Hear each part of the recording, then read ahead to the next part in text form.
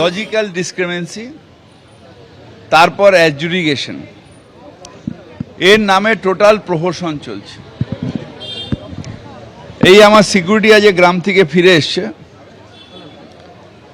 শুধু এর নয়, এরকম অনেক যারা গভর্নমেন্ট সার্ভিস করে, যারা পুলিশে চাকরি করে, তাদের প্রচুর নাম বাদ হয়েছে।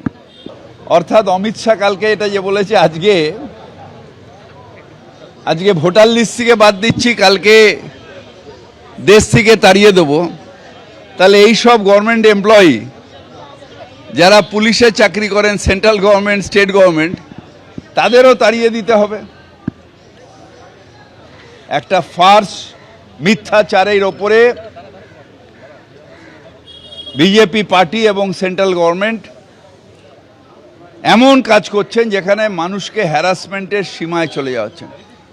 মহামান্য আদালতকে বলবো, ডাইরেক্ট হস্তক্ষেপ করুন। ইলেকশন কমিশন ভারতীয় নাগরিকদের বাদ দিয়ে ভারতে ইলেকশন করার চেষ্টা করছে। আমাদের বিরুদ্ধে হবে যখন প্রশাসন কাজ করবে, আর এখন তো প্রশাসন ইলেকশন কমিশন বসিয়েছে। ধরুন যে ইলেকশনে আমাদের কর্পোরেশনে আছেন, সেটা সব ইলেকশন কমিশন বসিয়েছেন। সুতরাং যেটা নিয়ম, সেটা যে গভর্নমেন্টের ল্যান্ডে, আমি এই ল্যান্ডে দখল করে পার্টি অফিস করতে পারি না। তো সেই রকমভাবে যেটা পার্টি অফিস করেছে সেটা অন্যায় করেছে। ওই একটা গুন্ডা ছিল, কি নাম বেশ, এখন জেলে আছে অবশ্য, সে দখল করেছিল, তারপর ওটা ভেঙে দিয়েছিল কর্পোরেশন একবার। ওটা ইরিগেশনের জায়গা, যতদূর আমি জানি, আমার ওই ওয়ার্ডে আমি যাইও নি, আমি জানিও না।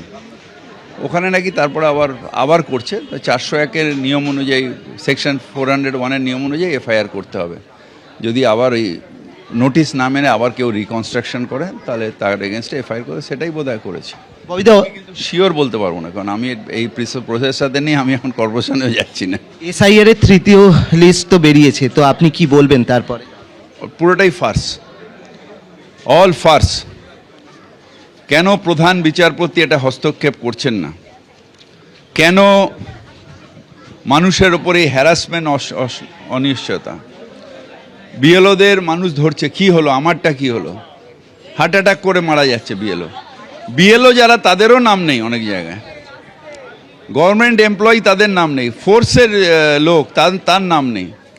ইয়ার্কি মারা হচ্ছে। একটা জায়গায় 1000 ভোটার, 600 লোকের নাম তুমি প্রথমে অ্যাডজুডিকেশনে দিলে, তারপর পুরো ডিলিট করে দিলে দেখে। পার্টিকুলার একটা ধর্মের ওপরে অ্যাটাক, এবং যেখানে বাঙালি মহিলা, তার উপর একটা বড় অ্যাটাক হচ্ছে, দেখে কাটা হচ্ছে।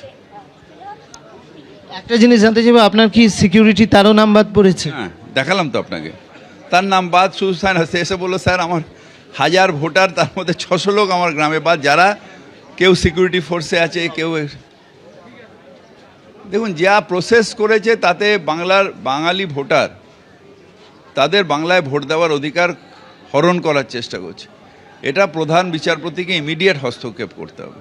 আজকে লাস্ট একটি প্রশ্ন, আজকে শুভেন্দু অধিকারীও আসছেন আপনাদের গোপালনগরে প্রচার করতে, আপনার চত্বরেই, কি বলবেন? গণতন্ত্রের সবার নিয়ম আছে। এসইউসিআই যিনি দাঁড়িয়েছেন, উনিও তো আসছেন।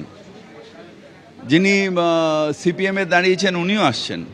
তা আসুক না, সবাই প্রচার করবে, মানুষ ঠিক করবে। সবার উপরে মানুষ সত্য, তাহার উপরে নাই। উনি তো নন্দীগ্রামে গিয়ে বলছেন যে আপনারা নন্দীগ্রামটা দেখুন, আমি ভবানীপুরটা দেখে। 2 নৌকে পা দিলে ডোবার সম্ভাবনা সব থেকে বেশি। দেখো, শুভেন্দু অধিকারীকে নিয়ে তার বক্তব্য, 2 নৌকায় পা দিলে ডোবার সম্ভাবনা বেশি। এবং আমরা যেটা দেখতে পাচ্ছি, এই যে প্রচার চলছে, সেখানে কিন্তু ডিইও অফিস থেকে কিন্তু আলাদাভাবে লোক পাঠানো হয়েছে, যারা ফিরহাদ হাকিমের প্রচার কিভাবে হচ্ছে না হচ্ছে সেদিকে তারা নজর রাখছেন, এবং সেইভাবেই আজকে এই রবিবাসরীয় প্রচার চলছে। এবিপি আনন্দ, এগিয়ে থাকে, এগিয়ে রাখে।